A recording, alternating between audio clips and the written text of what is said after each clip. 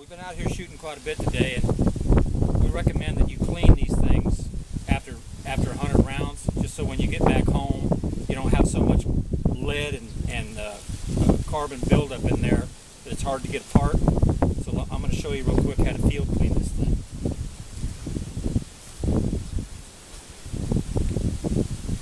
It's over here. Just take it apart.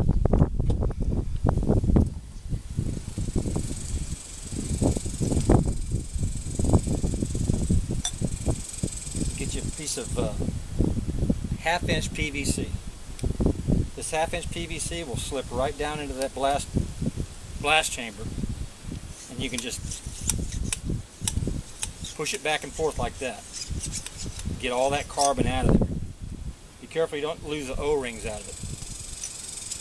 But just back and forth like that, it'll scrape that residue that's in there out of it, and you'll have a lot easier time cleaning this thing when you get home.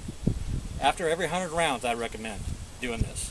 Don't take that long, and it'll save you a lot of time later. And just put it back together and go back to shoot.